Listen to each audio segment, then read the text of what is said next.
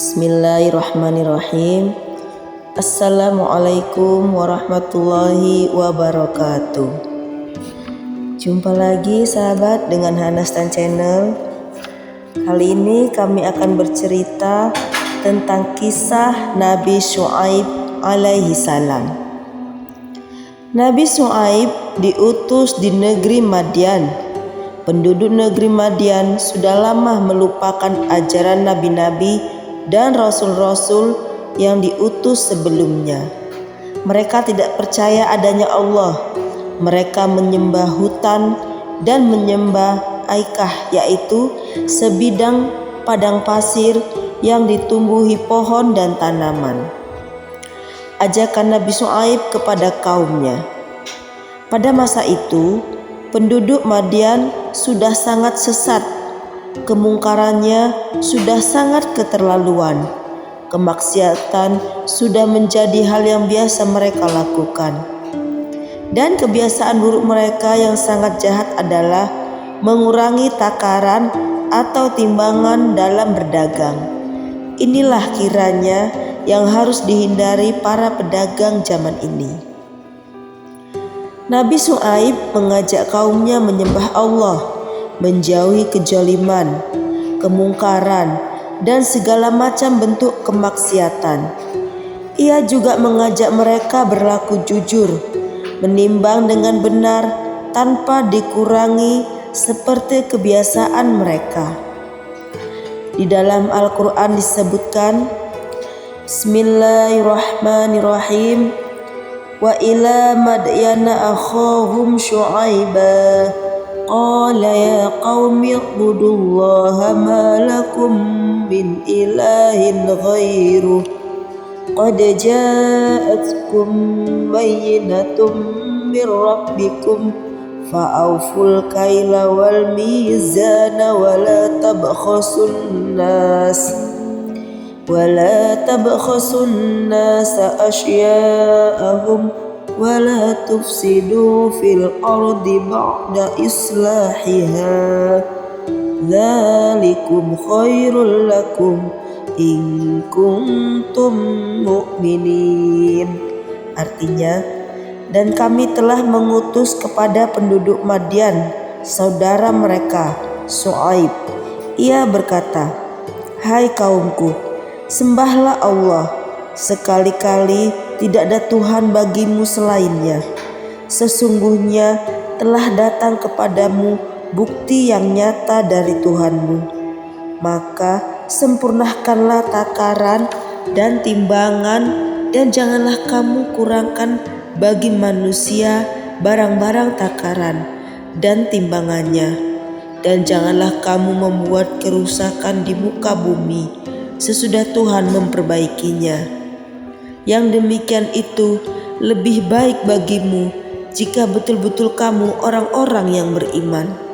Surat Al-A'raf ayat 85. Nabi Syuaib juga memperingatkan mereka agar tidak menghalang-halangi para pengikutnya yang beriman untuk beribadah kepada Allah.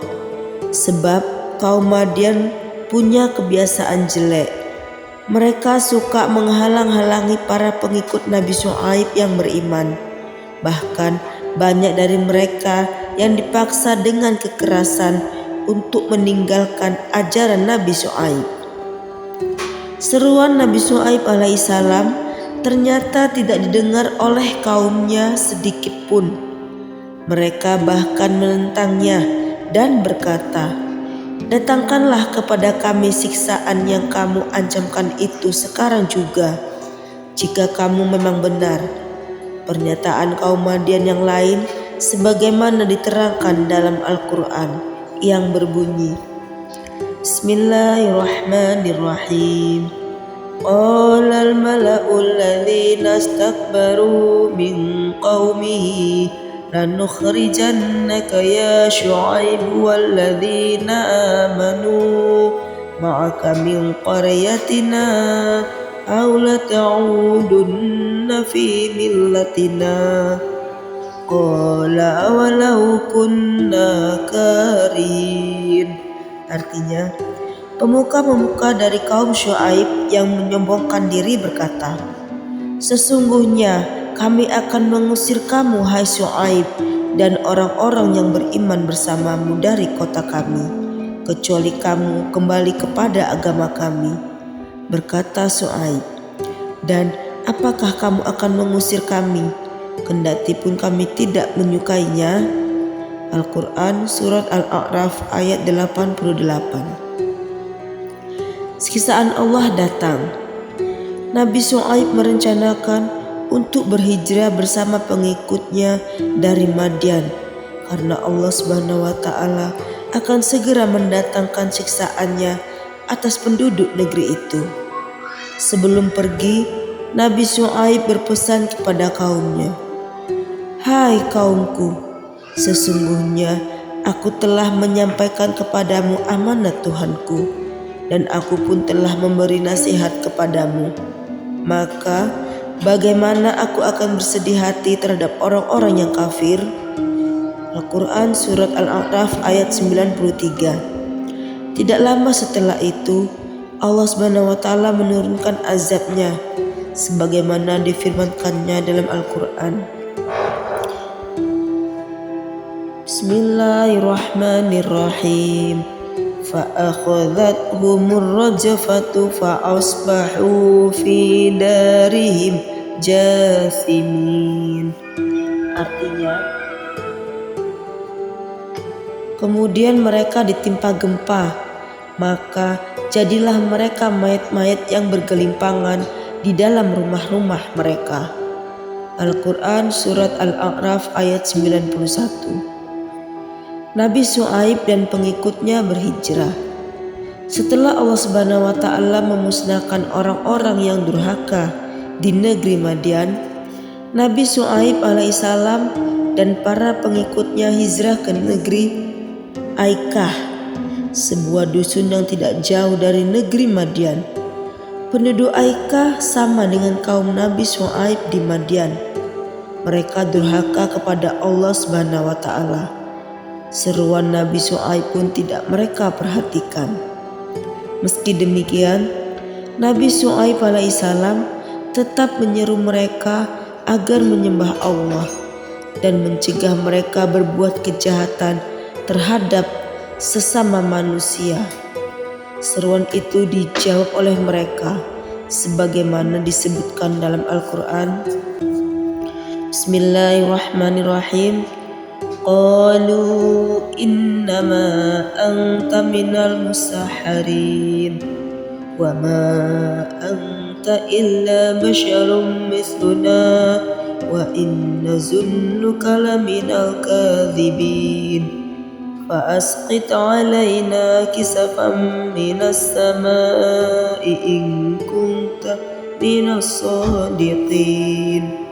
Artinya, mereka berkata, "Sesungguhnya kamu telah salah seorang dari orang-orang yang kena sihir, dan kamu tidak lain melainkan seorang manusia seperti kami. Dan sesungguhnya kami yakin bahwa kamu benar-benar termasuk orang-orang yang berdusta. Maka jatuhkanlah atas kami gumpalan dari langit jika kamu termasuk orang-orang yang benar."